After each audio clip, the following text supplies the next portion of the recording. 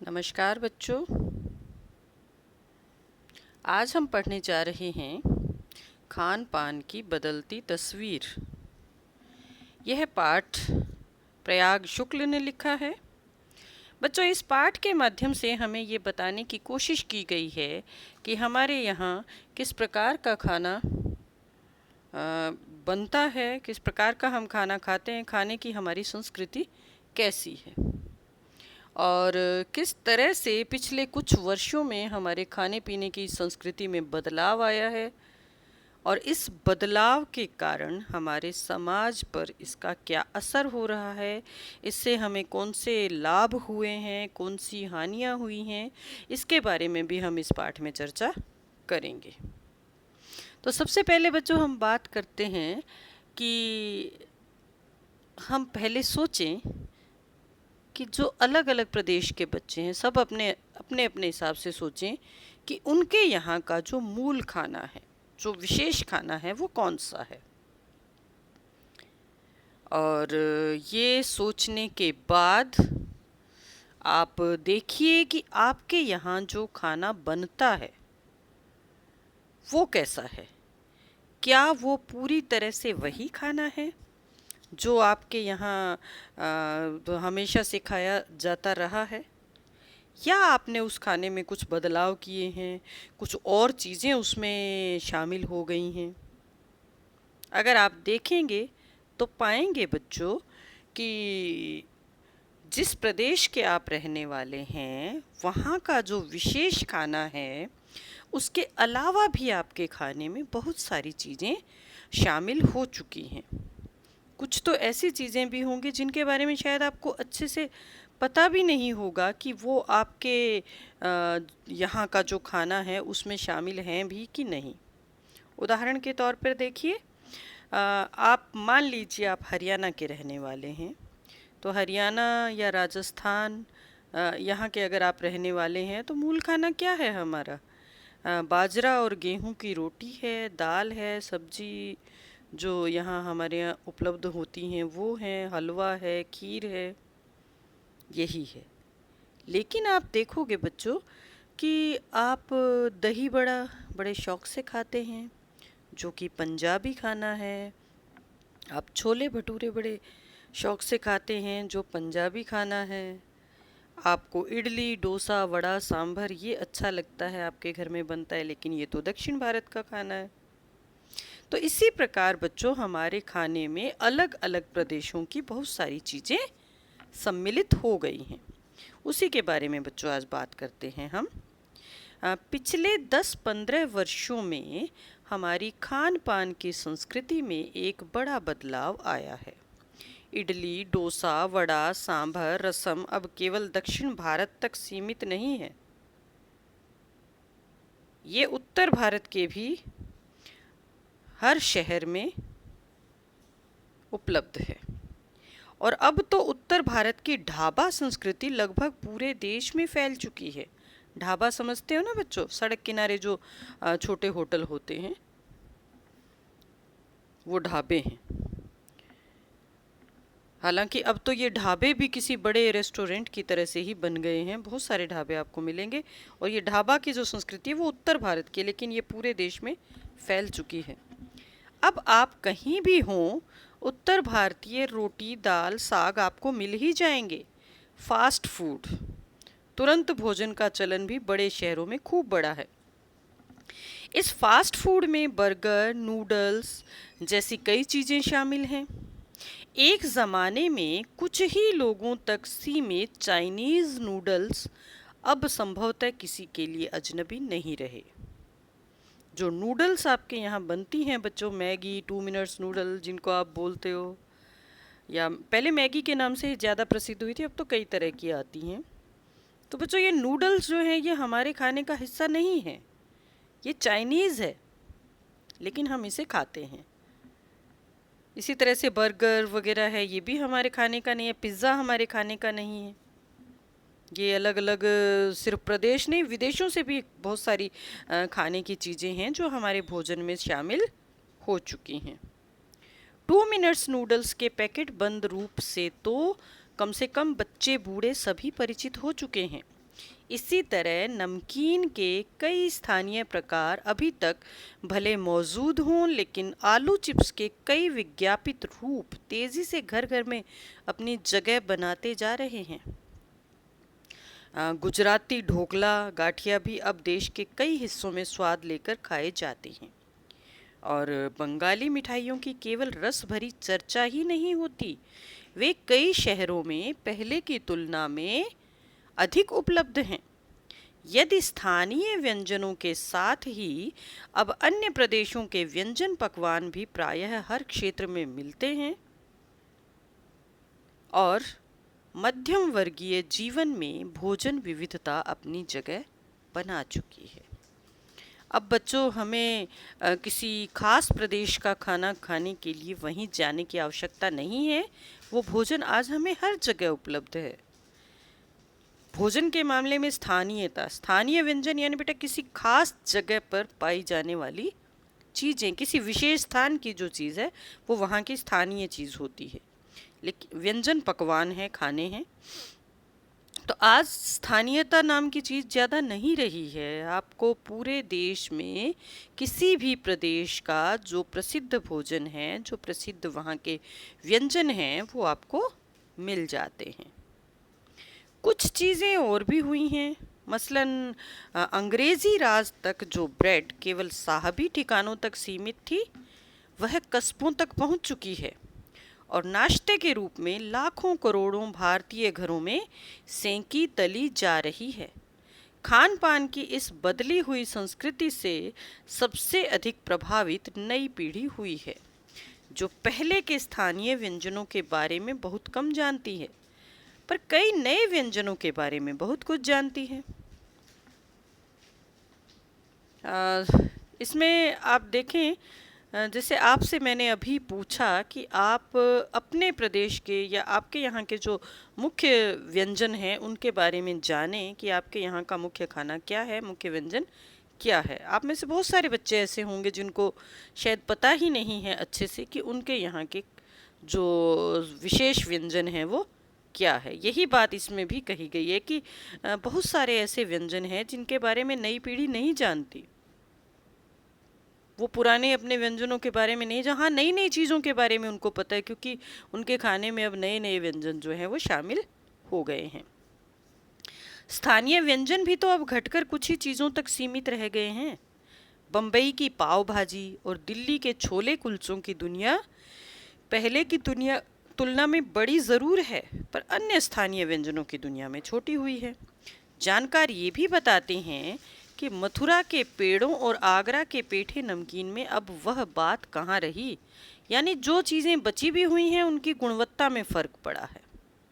गुणवत्ता, क्वालिटी कह सकते हो बच्चों, उनकी विशेषता जो है, उनके जो गुण हैं। फिर मौसम और ऋतुओं के अनुसार फलों और खाद्यान्नों से जो व्यंजन और पकवान बना करते थे, उन्हें बनाने की फुर्सत भी अब कितने लोगों को रह गई है। अब गृहिणियों या कामकाजी महिलाओं के लिए खरबूजे के बीज सुखाना, छीलना और फिर उनसे व्यंजन तैयार करना सचमुच दुस्साध्य है। यानी हम पाते हैं कि एक ओर तो स्थानीय व्यंजनों में कमी आई है, दूसरी ओर वे ही देसी व्यंजन अपनाए जा रहे हैं जिन्हें बनाने पकाने में सुविधा हो। असल में बच्चों, पहले का समय अलग था जब संयुक्त परिवार हुआ करते थे। संयुक्त परिवार में बहुत सारी महिलाएं थी। घर की जो बड़ी बुजुर्ग महिलाएं, वो आराम से बैठकर ये बीज को सुखाना, छीलना या जो लंबा समय लगने वाले पकवान हैं उनके लिए तैयारी करने का काम वो लोग कर लिया करते थे। अब एकल परिवार हो गए हैं, गृहिणियाँ अकेली हैं और या फिर कामकाजी हैं, नौकरी करती हैं। तो ऐसे में महिलाओं के लिए अब वो इस प्रकार के व्यंजन जिनमें बहुत लंबा समय लगता है या जिनमें परिश्रम अधिक लगता है, वो बनाना अब आसान नहीं है। दूसरी बात, पहले बहुत बड़े बड़े परिवार होते थे, तो ऐसे में जब इतनी मेहनत करते थे तो खाने वाले भी तो बहुत सारे लोग होते थे, तो सब मिलकर मेहनत कर लेते थे। अब परिवार के जो 2 या 4 सदस्य हैं उनके लिए इतना लंबा चौड़ा समय लगाकर व्यंजन बनाना संभव नहीं रहा है, अब नहीं बनते इस तरह के व्यंजन। अब तो लोग दुकान से लेकर आना ज़्यादा पसंद करते हैं, खरीद कर खाना पसंद करते हैं।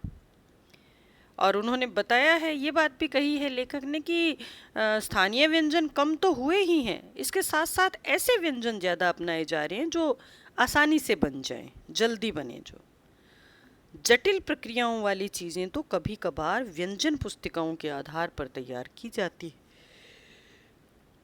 ऐसे व्यंजन जिनको बनाने में बहुत मेहनत लगती है, बहुत मुश्किल जिनकी प्रक्रिया है, ऐसी चीज़ें अब नहीं बनती। बनती भी हैं तो किसी किताब में देखकर बनाने की कोशिश की जाती है। आमतौर पर किसी को ये व्यंजन बनाने अब आते नहीं हैं। अब शहरी जीवन में जो भागम भाग है उसे देखते हुए यह स्थिति स्वाभाविक लगती है। फिर कमर तोड़ महंगाई ने भी लोगों को कई चीज़ों से धीरे धीरे वंचित किया है। जिन व्यंजनों में बिना मेवों के स्वाद नहीं आता, उन्हें बनाने पकाने के बारे में भला कौन 4 बार नहीं सोचेगा। बिल्कुल सही बात है। खान पान की जो एक मिश्रित संस्कृति बनी है, उसके अपने सकारात्मक पक्ष भी हैं। हमने जो अलग अलग प्रदेशों के खाने बच्चों अपने भोजन में शामिल किए हैं, ये जो मिश्रित संस्कृति बनी है, अलग अलग प्रदेशों के खाने जो हमने मिक्स कर दिए हैं, मिश्रित बना दिए हैं, इनके कुछ अच्छी बातें भी हैं, इनके कुछ सकारात्मक पक्ष भी हैं। एक तो गृहिणियों और कामकाजी महिलाओं को अब जल्दी तैयार हो जाने वाले विविध व्यंजनों की विधियां उपलब्ध हैं। नई पीढ़ी को देश विदेश के व्यंजनों को जानने का सुयोग मिला है, भले ही किन्हीं कारणों से और किन्हीं खास रूपों में। क्योंकि यह भी एक सच्चाई है कि ये विविध व्यंजन इन्हें निखालिस रूप में उपलब्ध नहीं है। निखालिस यानी शुद्ध। अब जो ये मिश्रित संस्कृति बन गई है बच्चों, इसके कारण एक तो जल्दी तैयार होने वाले अलग अलग तरह के व्यंजन हैं जो हमें मिल गए हैं, और देश विदेश के अलग अलग तरह के व्यंजनों के बारे में जानने का हमें मौका मिला है। लेखक कहते हैं चाहे वो किसी भी रूप में हो या किसी भी कारण से हो, लेकिन एक सच्चाई वो कहते हैं ये भी है कि ये व्यंजन अब शुद्ध रूप में नहीं उपलब्ध होते। क्योंकि अलग अलग प्रदेश का जो भोजन हमने अपने भोजन में शामिल किया, जो व्यंजन हमने बनाए, हम उसमें अपने हिसाब से थोड़ा फेरबदल कर लेते हैं, तो वो शुद्ध रूप में हमें नहीं मिलते। आज़ादी के बाद उद्योग धंधों, नौकरियों, तबादलों का जो एक नया विस्तार हुआ है, उसके कारण भी खान पान की चीज़ें किसी एक प्रदेश से दूसरे प्रदेश में पहुंची है। बड़े शहरों के मध्यम वर्गीय स्कूलों में जब दोपहर के टिफ़िन के वक्त बच्चों के टिफ़िन डिब्बे खुलते हैं तो उनसे विभिन्न प्रदेशों के व्यंजनों की एक खुशबू उठती है। हम खान पान से भी एक दूसरे को जानते हैं। इस दृष्टि से देखें तो खान पान की नई संस्कृति में हमें राष्ट्रीय एकता के लिए नए बीज भी मिल सकते हैं। बीज भली भांति तभी अंकुरित होंगे जब हम खान पान से जुड़ी हुई दूसरी चीज़ों की ओर ध्यान देंगे। मसलन का अर्थ है उदाहरण स्वरूप। मसलन हम उस बोली बानी, भाषा, भूषा आदि को भी किसी न किसी रूप में ज़्यादा जानेंगे जो किसी खान पान विशेष से जुड़ी हुई है। इसी के साथ ध्यान देने की बात यह है कि स्थानीय व्यंजनों का पुनरुद्धार भी ज़रूरी है। जिन्हें अब एथनिक कहने का चलन बढ़ा है, ऐसे स्थानीय व्यंजन केवल 5 सितारा होटलों के प्रचारार्थ नहीं छोड़ दिए जाने चाहिए। 5 सितारा होटलों में वे कभी कभार मिलते रहें, पर घर बाज़ारों से गायब हो जाएं तो ये दुर्भाग्य ही होगा। अच्छी तरह बनाई पकाई गई पूड़ियाँ, कचौड़ियाँ, जलेबियाँ भी अब बाज़ारों से गायब हो रही हैं। मौसमी सब्जियों से भरे हुए समोसे भी अब कहाँ मिलते हैं। उत्तर भारत में उपलब्ध व्यंजनों की भी दुर्गति हो रही है। अचरज नहीं कि पहले उत्तर भारत में जो चीज़ें गली मोहल्लों की दुकानों में आम हुआ करती थी, उन्हें अब खास दुकानों में तलाशा जाता है। यह भी एक कड़वा सच है कि कई स्थानीय व्यंजनों को हमने तथाकथित आधुनिकता के चलते छोड़ दिया है और पश्चिम की नकल में बहुत सी ऐसी चीज़ें अपना ली हैं जो स्वाद, स्वास्थ्य और सरसता के मामले में हमारे बहुत अनुकूल नहीं हैं। ये सही बात है बच्चों। कई बार ऐसा भी होता है कि जो हमारे स्थानीय व्यंजन हैं, हमने उनको छोड़ दिया है अपनी आधुनिकता के चलते। मैंने बहुत सारे बच्चों को ऐसा बच्चों या लोगों को इस तरह से कहते हुए सुना है, जो हमारे यहाँ के मूल पकवान हैं, हमारे यहाँ हलवा या चूरमा या खीर ये सब बनती है, तो कहते ये चीज़ें हमें अच्छी नहीं लगती। इसके बजाय वो नूडल्स, पिज़्ज़ा, बर्गर ये खाना पसंद करते हैं। जबकि अगर देखा जाए तो बच्चों, जो खाना हमारे भोजन में शामिल है, जो व्यंजन हम खाते हैं, वो हमारे प्रदेश की भौगोलिक स्थिति के अनुसार बने होते हैं। हमारे खाने में जो भी अलग अलग तरह की चीज़ें शामिल की गई हैं, वो हमारी भौगोलिक परिस्थितियों को देखकर शामिल की गई हैं। हर प्रदेश का अलग मौसम होता है और उसी मौसम के अनुसार हमारा खाना होता है। तो ऐसे में अगर हम किसी की नकल से किसी का कोई खाना अपनाएंगे तो वो हमारे स्वास्थ्य के लिए अच्छा नहीं होगा। स्वाद भी हर किसी का, जो शुरू से हमें जिस प्रकार का खाना खाने की आदत पड़ी हुई है, स्वाद भी हमें वही अच्छा लगता है। तो ये चीज़ें ज़्यादा हमारे स्वास्थ्य के लिए, स्वाद के लिए अच्छी नहीं हैं, जो हमने किसी की देखा देखी अपना ली है। हो यह भी रहा है कि खान पान की मिश्रित संस्कृति में हम कई बार चीज़ों का असली और अलग स्वाद नहीं ले पा रहे। अक्सर प्रीति भोजों में और पार्टियों में एक साथ ढेरों चीज़ें रख दी जाती हैं और उनका स्वाद गड्ढ-मड्ढ होता रहता है। खान पान की मिश्रित या विविध संस्कृति हमें कुछ चुनने का अवसर देती है, हम उसका लाभ प्राय नहीं उठा रहे हैं। हम अक्सर एक ही प्लेट में कई तरह के और कई बार तो बिल्कुल विपरीत प्रकृति वाले व्यंजन परोस लेना चाहते हैं। इसलिए खान पान की जो मिश्रित विविध संस्कृति बनी है और लग यही रहा है कि यही और विकसित होने वाली है, उसे तरह तरह से जांचते रहना ज़रूरी है।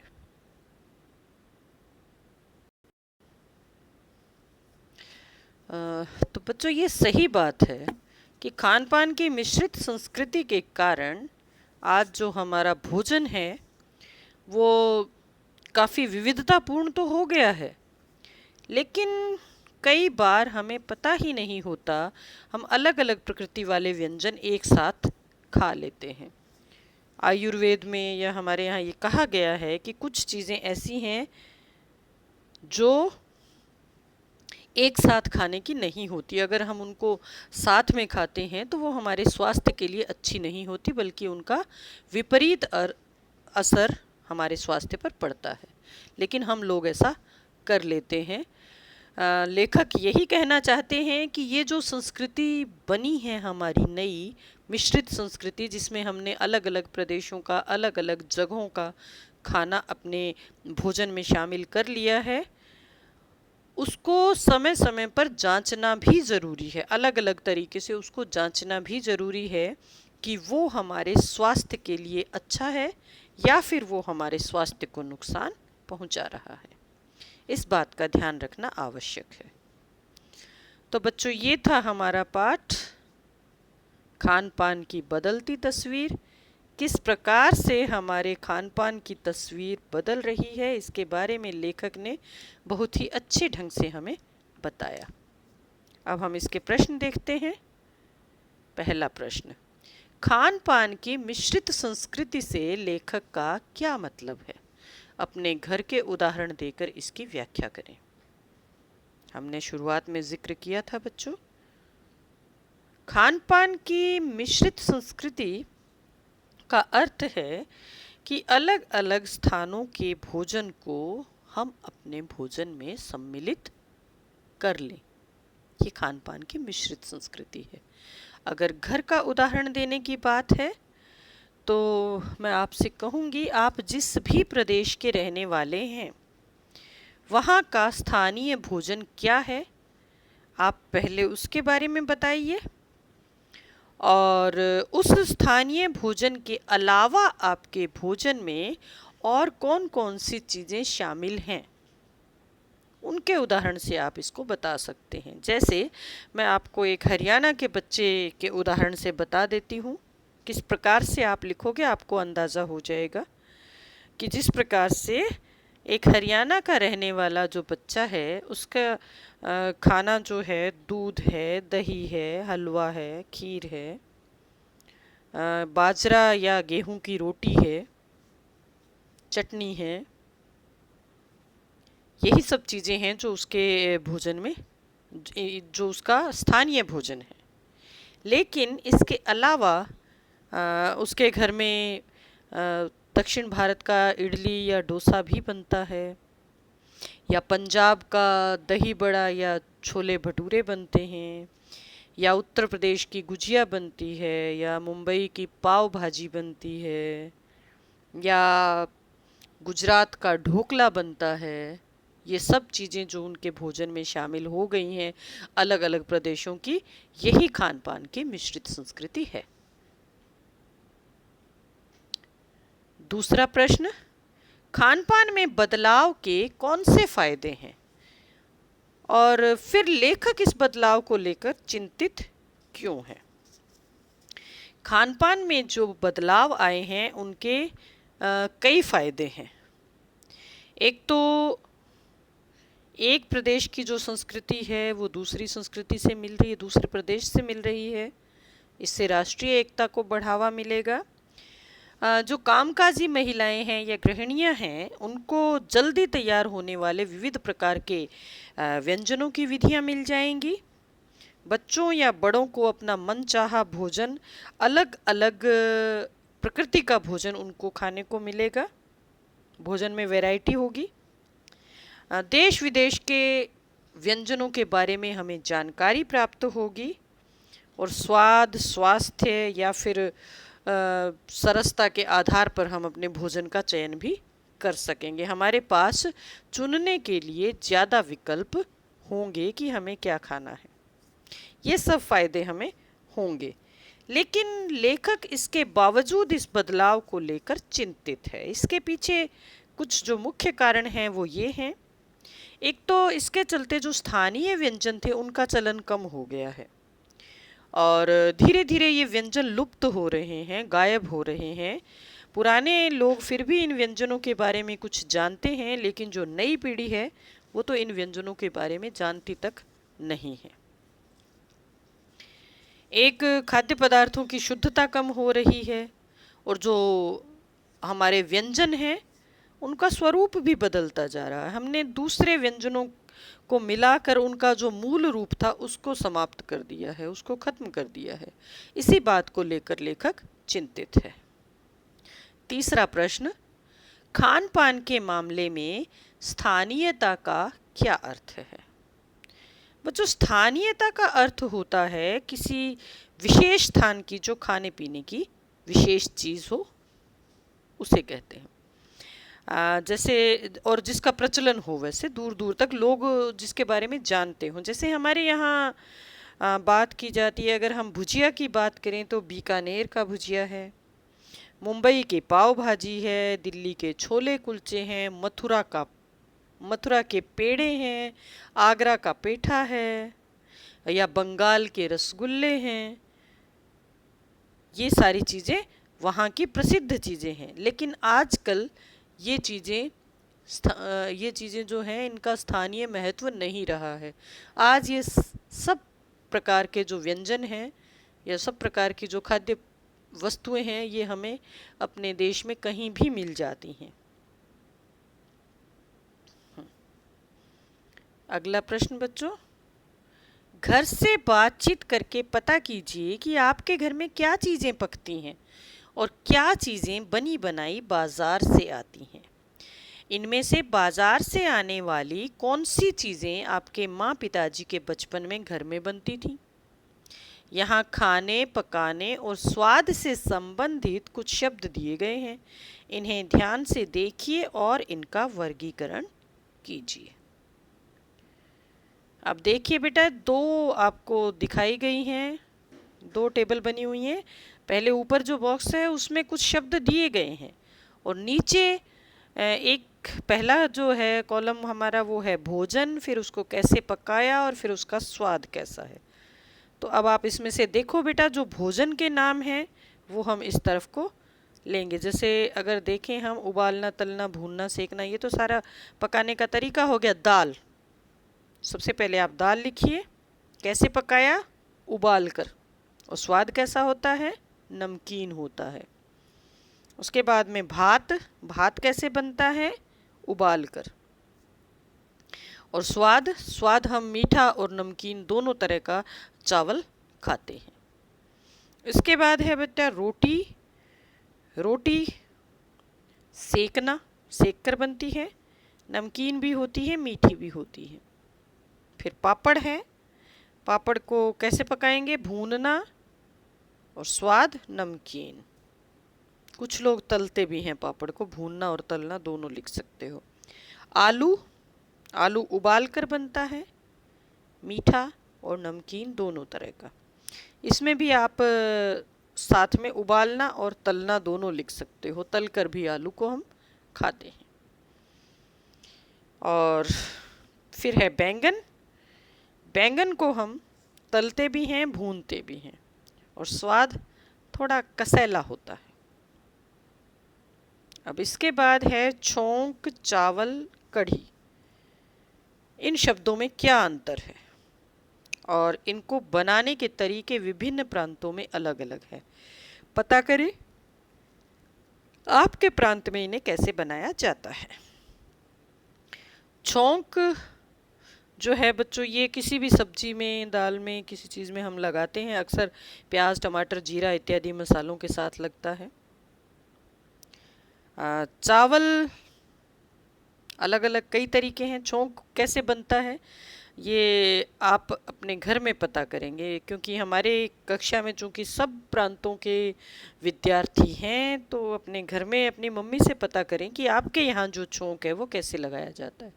मैं चाहूँगी ये आप अपने आप पता करके लिखें। चावल, चावल भी सब जगह अलग अलग तरीके से बनते हैं, आप ये भी अपनी मम्मी से पूछ के बनाएंगे, और कढ़ी का भी यही है। ये तीनों चीज़ें आप अपनी मम्मी से पूछकर लिखेंगे कि आपके यहाँ ये चीज़ें किस तरह से बनाई जाती हैं। उसके बाद है पिछली शताब्दी में खान पान की बदलती हुई तस्वीर का खाका खींचें तो इस प्रकार होगा। 60 के दशक में छोले भटूरे, 70 के दशक में इडली डोसा, 80 का दशक में तिब्बती या चीनी भोजन, 90 के दशक में पिज़्ज़ा, पाव भाजी इत्यादि। इसी तरह से आप कुछ कपड़ों या पोशाकों की बदलती तस्वीर का खाका खींचिए। तो ये देखेंगे महिलाओं के लिए और पुरुषों के लिए, दोनों के लिए आपको लिखना है, ठीक है। कि 60 के दशक में महिलाएं क्या पहनती थी, सलवार कमीज पहनती थी, साड़ी, लहंगा चोली।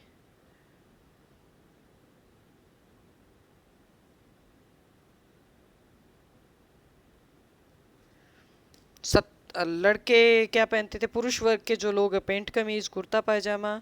पुरुषों के कपड़ों में ज़्यादा अंतर नहीं आया है, महिलाओं के कपड़ों में ज़्यादा अंतर है। 70 के दशक में bell bottom, top, frock, slacks top, sari, blouse इत्यादि। और जो पुरुष हैं उनको कोट पैंट, कमीज, टाई, कुर्ता पायजामा, यही सब। इसके बाद 80 के दशक में महिलाएं जीन्स टॉप, सलवार, पजामी, कमीज, साड़ी, ब्लाउज इत्यादि। और पुरुष वर्ग coat pant, kameez, jeans, T shirt, kurta pyjama, Pathani suit. 90 के दशक में skirt, jeans top, blouse, salwar, पजामी kameez, coat pant, kameez, jeans, T shirt, kurta pyjama, Pathani suit, sherwani, पजामी, दुपट्टा इत्यादि, ये हैं पुरुषों की पोशाक। ठीक है, अब आगे चलते हैं। मान लीजिए आपके घर में कोई मेहमान आ रहे हैं जो आपके प्रांत का पारंपरिक भोजन करना चाहते हैं। उन्हें खिलाने के लिए घर के लोगों की मदद से एक व्यंजन सूची बनाइए। ये बेटा आपको खुद करना है। उसके बाद हमारे प्रश्न हैं फास्ट फूड, यानी जो तुरंत वाला भोजन है उसके क्या फायदे और नुकसान हैं। तो इस पर वाद विवाद हम अपनी कक्षा में करेंगे। दूसरा प्रश्न है हमारा, हर शहर कस्बे में कुछ ऐसी जगहें होती हैं जो अपने किसी खास व्यंजन के लिए जानी जाती हैं। आप अपने शहर कस्बे का नक्शा बनाकर उसमें सभी जगहों को दर्शाइए। ये भी आपको स्वयं ही करना होगा। आप जिस कस्बे में रहते हैं, जिस शहर में रहते हैं, वहाँ कौन सी जगहें हैं जहाँ की कोई चीज़ प्रसिद्ध है।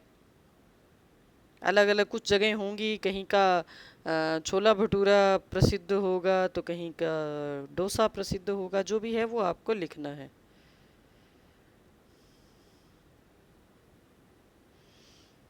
और तीसरा प्रश्न है हमारा कि खान पान में के मामले में शुद्धता का मसला काफ़ी पुराना है। आपने अपने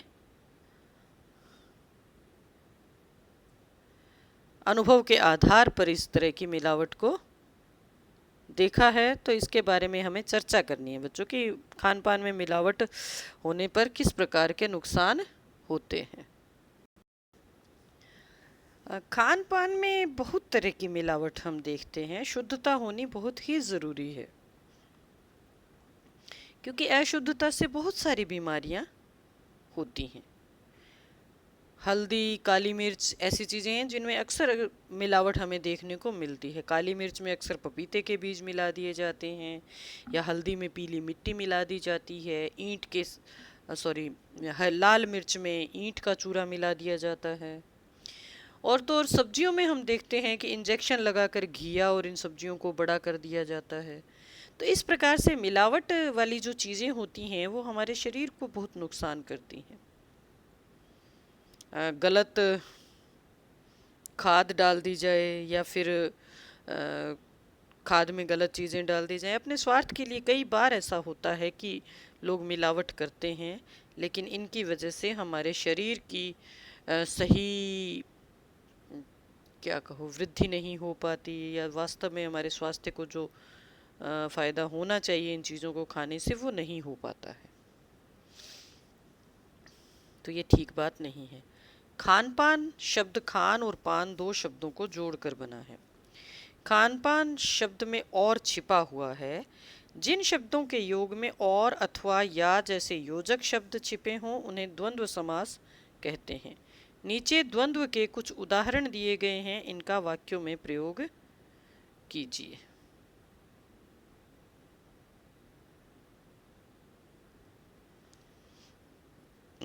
सीना पिरोना। हर लड़की को सीना पिरोना आना चाहिए। सीना पिरोने का अर्थ है बच्चों सिलना, सुई पिरोने के अर्थ में है। कोई चीज़ को सिलना, पिरोना। भला बुरा। आज मेरा मोहन के साथ झगड़ा हो गया, उसने मुझे बहुत बुरा भला कहा। चलना फिरना। स्नेहा अब चलने फिरने लगी है। कई दिनों से बेड पर पड़े रहने के बाद अब स्नेहा चलने फिरने लगी है। लंबा चौड़ा। आज सुबह मैंने एक लंबा चौड़ा आदमी देखा। कहा सुनी। किसी बात पर मेरी दोस्त से मेरी कहा सुनी हो गई। घास फूस। गरीब लोग घास फूस की बनी हुई झोंपड़ियों में रहते हैं। या राम लक्ष्मण और सीता भी वन में घास फूस से बनी हुई झोंपड़ी में रहे थे। कई बार एक शब्द सुनने या पढ़ने पर कोई और शब्द याद आ जाता है। शब्दों की ऐसी कड़ी बनाएं। नीचे शुरुआत की गई है, इसे आप आगे बढ़ाइए। इसको हम अपनी कक्षा में ही करेंगे इस गतिविधि को। हालांकि आप देख लीजिए एक बार कि किस प्रकार से ये गतिविधि हमें करनी है। इडली। इडली का जब हम जिक्र करते हैं दक्षिण भारत याद आता है। दक्षिण भारत तो केरल है, केरल है तो ओणम है, ओणम है तो त्योहार है, त्योहार है तो छुट्टी है, छुट्टी है तो आराम है, आराम है तो कुर्सी है, कुर्सी है तो देखिए। तो आगे आप सोचिए और लिखिए। तो बच्चों ये पाठ हमारा यहीं समाप्त होता है। धन्यवाद।